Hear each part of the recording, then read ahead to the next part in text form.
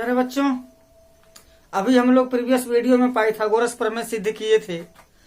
आइए पाइथागोरस प्रमेय पर ही आधारित प्रश्नावली 6.5 देखा जाए। इसमें कौन सा प्रश्न दिया? इसमें दिया है प्रश्न नंबर 1, किसी त्रिभुज की भुजाओं की माप दिया गया है 7 सेमी, 24 सेमी, 25 सेमी। दूसरा है 50 सेमी, 80 सेमी, 100 सेमी। तीसरा है 3 सेमी, 8 सेमी, 6 सेमी। चौथा है 13 सेमी, 12 सेमी, 5 सेमी।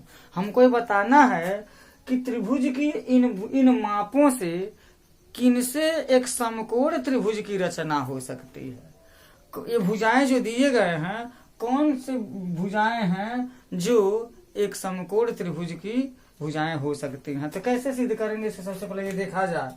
तो पाइथागोरस प्रमेय क्या कहता है? पाइथागोरस प्रमेय कहता है कि समकोण त्रिभुज में कौन सबसे बड़ी भुजा होती है, क्योंकि यहाँ पर 90 डिग्री है, सबसे बड़ा कोण है, तो सबसे बड़े कोण के सामने की भुजा सबसे बड़ी और छोटी कोणों के सामने की भुजाएं जो है छोटी हो जाती हैं। तो कहा है कि समकोण त्रिभुज में छोटी भुजाओं के वर्गों का योग बड़ी भुजा के वर्ग के ठीक अगर बराबर हो तो उन मापों से एक समकोण त्रिभुज की रचना हो सकती है। यही है, इतना, बाकी कुछ है नहीं इसमें। तो लिखने का तरीका क्या होगा, लिख सकते हैं यहाँ पर। हल करें हम अगर ये पहला प्रश्न, तो प्रश्न में क्या है, 7 सेमी, 24 सेमी और 25 सेमी दिया है। तो छोटी भुजाओं का वर्ग क्या हो जाएगा, यानी कि 7 का वर्ग धन 24 का वर्ग अगर ज्ञात करें तो क्या हो जाएगा। 7 का वर्ग है 49, 24 का वर्ग होता है 576, 9 6 15, 7 4 11 1 12, 5 1 6, 625 हो जाएगा। यानी कि 7 का वर्ग धन 24 का वर्ग बराबर 625 हो जाएगा। इसमें बड़ी भुजा क्या है, 25 है। बड़ी भुजा का वर्ग हम देख सकते, इसको हम 1 मान लें तो 25 का वर्ग क्या हो जाएगा, 25 का वर्ग 625 होता है। इसको समीकरण 2 मान लें। तो संबंध 1 और 2 से हम क्या देख रहे हैं कि 7 का वर्ग धन 24 का वर्ग बराबर 25 का वर्ग हो गया। नियम में क्या कहता है, छोटी भुजाओं के वर्गों का योग बड़ी भुजा के वर्ग के ठीक बराबर हो तो वे समकोण त्रिभुज की रचना करेंगे। यहाँ पर क्या, छोटी भुजाओं के वर्गों का योग बड़ी भुजा के वर्ग के ठीक बराबर हो गया है। इसका मतलब क्या है, 7, 24 और 25 से एक समकोण त्रिभुज की रचना हो जाएगी। दूसरा क्वेश्चन देखते हैं। ये तो पहला था, पहला प्रश्न। दूसरा क्या है, यहाँ लिखा है। दूसरा में देखिए 50 है। तो छोटी भुजा क्या है, 50 है और 80 है। तो 50 का वर्ग क्या हो जाएगा, 50 का वर्ग धन 80 का वर्ग क्या हो जाएगा। 50 का वर्ग हो जाएगा 2500, 80 का वर्ग हो जाएगा 8 8 64, 6400। दोनों को जोड़ देंगे तो 5 4 9 6 2 8 हो जाएगा। 50 का वर्ग धन 80 का वर्ग बराबर 8900 हो गया। बड़ी भुजा क्या है हमारा, 100 है।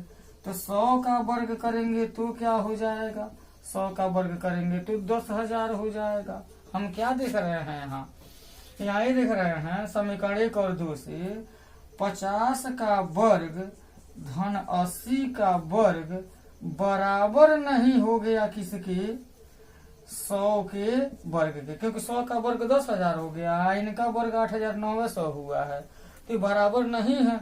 इसलिए ये समकोण त्रिभुज की रचना नहीं करेंगे। तीसरा में देख लीजिए, छोटी भुजा 3 का वर्ग धन 6 का वर्ग, 3 3 9, 6 6 36 बराबर हो जाएगा कितना, 45। यानी कि 3 का वर्ग धन 6 का वर्ग बराबर हो गया 45, समीकरण नंबर 1। अब यहाँ 8 का वर्ग करते हैं तो यह हो जाएगा 64। तो 1 और 2 से हम क्या देख रहे हैं, 1 और 2 से 3 का वर्ग धन 6 का वर्ग बराबर नहीं 8 का वर्ग, इसलिए यह भी समकोण त्रिभुज की रचना नहीं करेंगे। चौथे में आ जाइए। चौथा में क्या है, 13 12 5 है। तो छोटी भुजाएं 12 और 5 है तो क्या हो जाएगा, 12 का वर्ग धन 5 का वर्ग बराबर हो जाएगा 144 धन 25 बराबर हो जाएगा 169, यानी कि 12 का वर्ग धन 5 का वर्ग बराबर 169। समीकरण 1 हो गया। बड़ी भुजा का वर्ग 13 का वर्ग तो 169 होता ही है। हमें क्या देख रहे हैं, 12 का वर्ग धन 5 का वर्ग बराबर 13 का वर्ग, मतलब क्या हो गया यहाँ छोटी भुजाओं के वर्गों का योग बड़ी भुजा के वर्ग के बराबर हो गया। इसका मतलब यह क्या है, पाइथागोरियन त्रिक है और इनसे एक समकोण त्रिभुज की रचना संभव है। प्रश्न नंबर 1 तो हो गया। प्रश्न नंबर जो 2 दिया है उसे प्रमेय के रूप में सिद्ध किया जा चुका है, उसको छोड़ रहा हूं। प्रश्न नंबर 3 दिया है यहाँ, त्रिभुज ABC में कोण A बराबर 90 अंश और AC लंब है BD पर, यानी कि यह भी लंब डाला गया है, समकोण त्रिभुज है यह। तो हमको सिद्ध करना है, देखिए 3 चीज सिद्ध करना है इसमें। AB स्क्वायर बराबर BC into BD, AC square बराबर BC into DC, AD square बराबर BD इंटू CD सिद्ध करना है। तो हमें देखा पहला सिद्ध करने के लिए क्या कर सकते हैं, AB स्क्वायर बराबर BC into BD, AB square बराबर BC इंटू BD। तो हम ऐसे 2 त्रिभुजों का चयन करेंगे जिनमें AB भी आ जाए, BC भी आ जाए और BD भी आ जाए। और इससे पहले हम लोग ये सिद्ध कर चुके हैं कि जब किसी समकोण त्रिभुज में समकोण शीर्ष से कर्ण पर लंब डाल दिया जाता है तो जो समकोण त्रिभुज बनते हैं वो मूल त्रिभुज के समरूप होते हैं। तो इससे हम कह सकते हैं कि त्रिभुज लिख सकते हैं, त्रिभुज BCA समरूप हो जाएगा त्रिभुज BAD के। देखिए इसको क्रम से लिख रहा हूं। इस त्रिभुज का कोण B और बड़े वाले त्रिभुज का कोण B उभयनिष्ठ। इस त्रिभुज का जो कोण C है यहाँ 90 डिग्री, बड़े वाले त्रिभुज के कोण A के बराबर है। दो कोण बराबर है तो तीसरा अपने आप बराबर हो जाएगा, त्रिभुज समरूप हो जाएगा। अब यहाँ पर क्या है हमारा, इसमें जब त्रिभुज समरूप है तो इसमें क्या हो जाएगा, BC बटे BA बराबर CA बटे AD बराबर BA बटे BD हो जाएगा। ये लिख सकते हैं, तीनों संगत भुजाओं का अनुपात बराबर होता है। अब जो हमको चाहिए वह ले लेंगे। तो इसमें क्या है, AB स्क्वायर लाया है, तो देखिए ये पहला वाला और तीसरा वाला AB स्क्वायर का, इसका मतलब यहाँ पर BA आया हुआ था, अगर पलट दें तो हो जाएगा CB बटे AB बराबर AB बटे हो जाएगा DB के, और क्रॉस मल्टीप्लिकेशन कर देंगे तो AB स्क्वायर बराबर हो जाएगा CB इंटू DB के हो जाएगा, या इसको AB स्क्वायर बराबर BC इंटू BD लिखा जा सकता है। पहला चीज सिद्ध हो गया। यहाँ बहुत सिंपल सी बात है। इस त्रिभुज को मूल त्रिभुज के समरूप पहले सिद्ध कर चुके हैं, अभी हम लिख सकते हैं यहाँ। तो समरूप त्रिभुजों का जो अनुपात होता है वो बराबर होता है। हमको CA और AD में संबंध नहीं चाहिए, इसलिए इसको छोड़ दे रहे हैं। BC बटे BA बराबर BA बटे BD ला देंगे, क्रॉस मल्टीप्लिकेशन कर देंगे, पहला वाला सिद्ध हो जाएगा। देखते हैं दूसरा क्या सिद्ध करने के लिए कहा गया है। दूसरा क्या है, AC स्क्वायर बराबर BC इंटू DC। तो AC कहाँ है, ये AC है, AC square equal to BC क्या है, यह BC है, इंटू क्या है DC है यहाँ पर।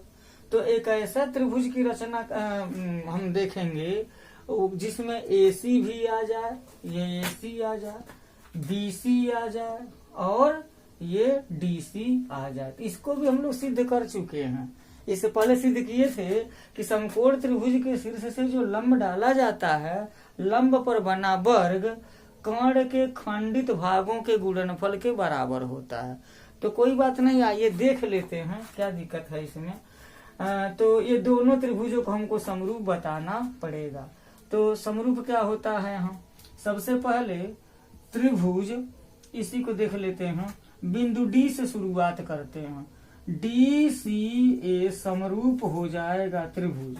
डी किसके बराबर आता है? डी बराबर आता है इसके, क्योंकि यह धन यह बराबर 180, यह धन यह बराबर 90, यह धन यह बराबर 90, तो यही कट जाता है, यह बराबर यहाँ आ जाता है। तो डी के संगत हमारा ए हो जाएगा।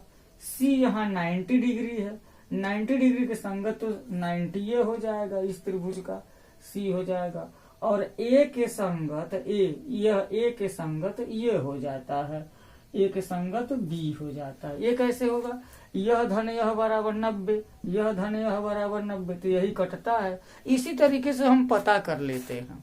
बार बार भरपूर तर्क देने की जरूरत नहीं है, क्योंकि उसको प्रमेय के रूप में सिद्ध किया जा चुका है, और जो चीज सिद्ध कर दिया गया है उसका उपयोग हम बिना तर्क के कर सकते हैं। ये हो गया। अब इसमें जब समरूप हो गया तो DC बटे AC बराबर CA बटे CB बराबर हो जाएगा DA बटे AB। बेहिचक इसको हम लिख सकते हैं, क्रम से ही लिखना है। DC के संगत AC, CA के संगत CB, DA के संगत AB लिख देंगे। लिखने के बाद से देखिएगा, यहाँ पर हमको AC चाहिए ना, AC स्क्वायर चाहिए, तो यहाँ DC बटे AC कर दिया। CA है, AC चाहिए, तो पलट देंगे तो AC हो जाएगा और इधर BC हो जाएगा।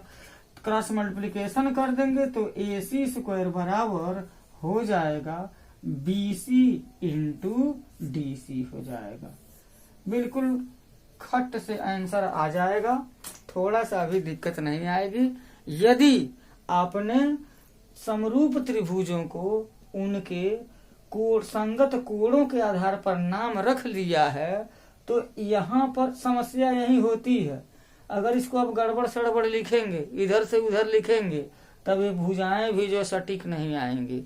इसको सही से लिखेंगे, क्रम से लिखेंगे, संगत कोणों के अनुरूप नाम रखेंगे तो संगत भुजाएं भी आ जाएंगी। संगत भुजाएं आ जाएंगी तो जो चीज हमको चाहिए बड़ी आसानी से आ जाएगा। अब तीसरा चीज भी सिद्ध करना है हमको। तीसरा क्या सिद्ध करना?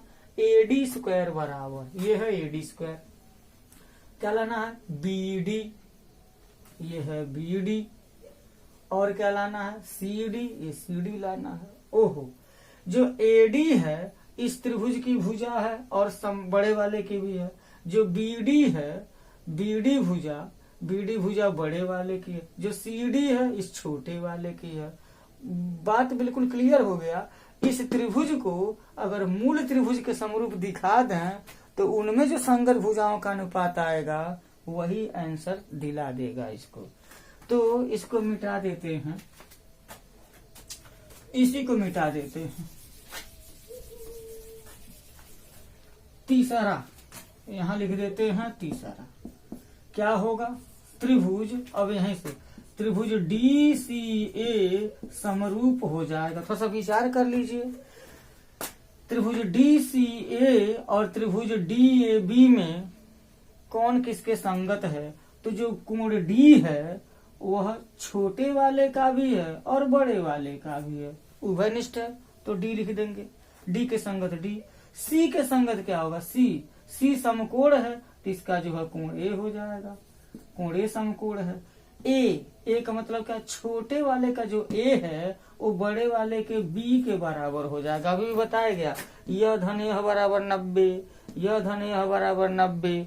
जब बराबर करेंगे तो यही कट जाएगा, यह बराबर यह आ जाएगा। इससे पहले सिद्ध किया जा चुका है। जब त्रिभुज समरूप हो गया तो क्या हो जाएगा? DC बटे DA। अब बिंदास होकर के लिखिए, कोई टेंशन नहीं है। CA बटे AB बराबर DA बटे DB। बहुत ही इम्पोर्टेंट चीज है, बहुत ही मजेदार है। अगर आप समझ सकते हैं इसको तो बहुत ही आसान हो जाएगा आपके लिए। अब देखिए इसमें लाना कितना हमको लाना है? AD स्क्वायर लाना है, तो देख लीजिए AD स्क्वायर कहाँ है। AD स्क्वायर इसमें भी DA है, यहाँ DA है, तो क्या कर देंगे? DA है, AD लाना है तो पलट दीजिए। CD बटे AD बराबर AD बटे हो जाएगा किसके? BD के। तिरछा गुणा कर देंगे तो AD स्क्वायर बराबर क्या हो जाएगा? BD इंटू हो जाएगा CD के। यही तो लाना था हमें, AD स्क्वायर बराबर BD इंटू CD हो जाएगा, ये सिद्धम। तो प्यारे बच्चों, इस वीडियो में इतना, बहुत ही इम्पोर्टेंट प्रश्न है, इसको फिर से देखिए, आप अपने मन से इसको सिद्ध करने की कोशिश कीजिए। मैं एक बात बताना चाहूंगा कि समरूप दो त्रिभुजों को समरूप सिद्ध करते समय, समरूप लिखते समय उनके संगत कोणों का ध्यान जरूर रखेंगे, ताकि संगत भुजाएं भी लिखी जा सकें, समस्या उत्पन्न न हो। इन सब बातों का ध्यान रखते हुए अगले वीडियो में हम लोग मिलेंगे। तब तक के लिए धन्यवाद। जय हिंद।